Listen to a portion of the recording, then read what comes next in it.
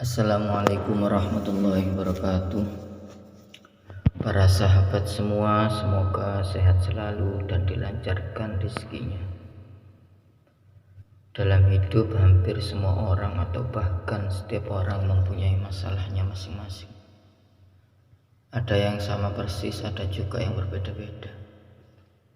Tapi yang terpenting adalah bagaimana sikap kita dalam menyikapi dan mencari solusi jalan keluar dari masalah tersebut. Tak terkecuali pasangan suami istri juga seringkali mengalami berbagai macam masalah di dalam rumah tangganya, hingga membuat tak harmonis lagi, bahkan ada yang sampai berakhir dalam perceraian. Na'udzubillah. Dalam realita kehidupan, jarang sekali pasangan suami istri yang menjalani rumah tangga tanpa permasalahan dan perselisihan di dalam rumah tangga mereka. Karenanya tak berlebihan bila masalah dan perselisihan dalam rumah tangga dianggap hal yang wajar karena sulit untuk dihindari.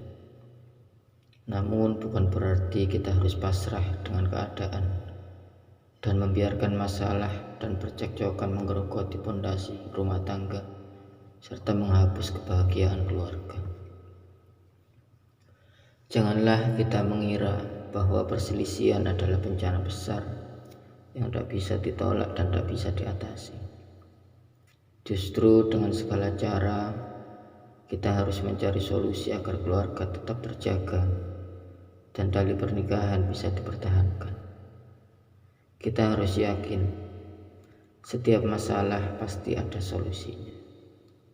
Dan jangan putus asa dan terus berjuang mencari solusi demi keutuhan keluarga dan melanggengkan pernikahan. Ada beberapa solusi untuk pasangan suami istri sebelum atau sewaktu menyelesaikan permasalahan dan perselisihan keluarga yang terjadi. Yang pertama, jika suami atau istri ingin mencari solusi masalah dan perselisihan, hendaknya memposisikan diri sebagai orang yang berselisih dengan dirinya sendiri. Dengan begitu akan mengetahui bagaimana seharusnya bersikap terhadap orang yang berselisih dengannya.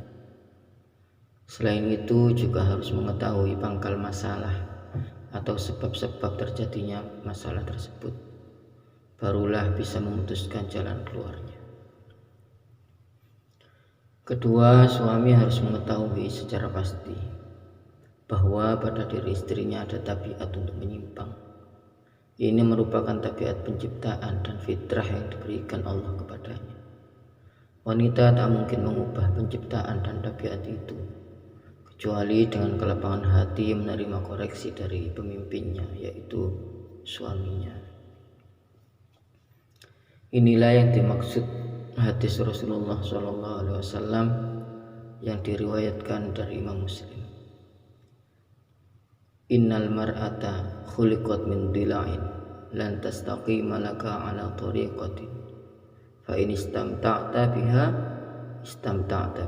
wa biha iwajun wa in dhahabta tuqimuha kasartaha wa kasruha talaquha.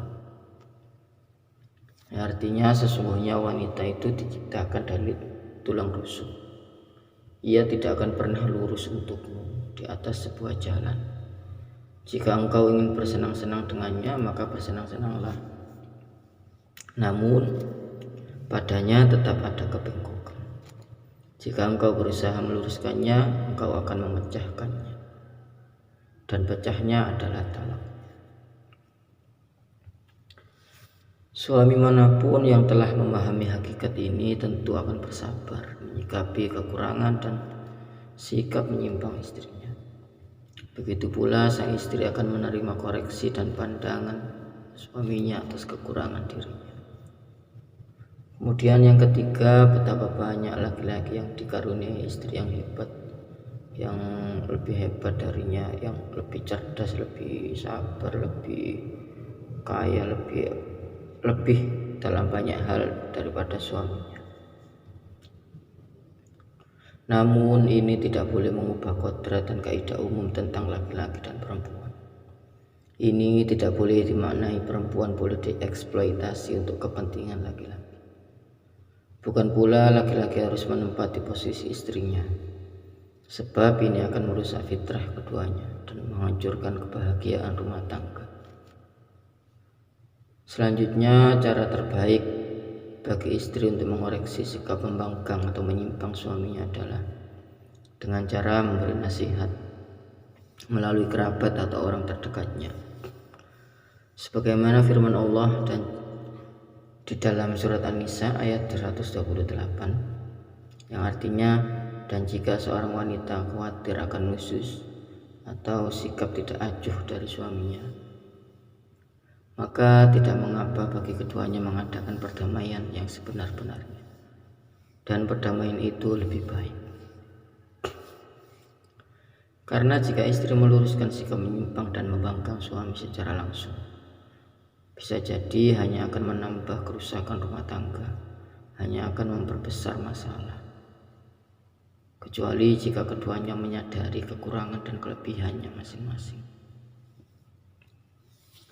Yang keempat, laki-laki memang diberi hak kepemimpinan, sehingga ia adalah orang pertama yang menjadi pengayom dan pemimpin, baik bagi dirinya maupun bagi istrinya. Ini pula yang dimaksud di dalam firman Allah di surat An-Nisa ayat 4, yang artinya kaum laki-laki itu adalah pemimpin bagi kaum perempuan, karena Allah telah melebihkan sebagian mereka laki-laki atas sebagian yang lain wanita, dan karena mereka laki-laki telah menafkahkan sebagian dari harta mereka. Sebab itu maka wanita yang sholihah ialah yang taat kepada Allah, lagi memelihara diri ketika suaminya tidak ada, karena Allah telah memelihara mereka. Namun kepemimpinan di sini bukan berarti boleh semena-mena, boleh seenaknya saja, boleh otoriter, boleh berlaku keras, bersikap keras. Tidak ya. Kepemimpinan yang dimaksud di sini adalah seperti menaungi, melindungi, mendidik, menyayangi, serta menempatkan segala sesuatu pada tempatnya, baik dengan cara tegas maupun cara lembut. Tak diragukan lagi bahwa kelalaian suami memenuhi hak dan kewajiban ini akan berakibat buruk pada sikap sang istri kepadanya. Kemudian yang kelima, pergunakan cara-cara yang telah diberikan oleh Allah dalam meluruskan kekurangan perempuan, yaitu bisa dengan cara satu, menasehati dengan lemah lembut serta menyentuh hatinya, bisa menggugah hatinya. Hal ini dilakukan pada waktu yang tepat dan dengan kadar yang tepat pula. Sebab jika dilakukan terus-menerus siang dan malam hanya akan menambah kebal orang yang dinasihati. Nasihat itu ibarat dosis obat, jika terlalu banyak maka malah akan merusak, bahkan akan mematikan. Nasihat juga harus dilakukan pada waktu yang tepat, pada waktu yang santai, yang rileks, yang pikiran tenang. Jangan sampai nasihat dilontarkan ketika sedang capek, ketika sedang banyak masalah. Ini justru malah akan memperkeruh, malah akan memperbesar masalah.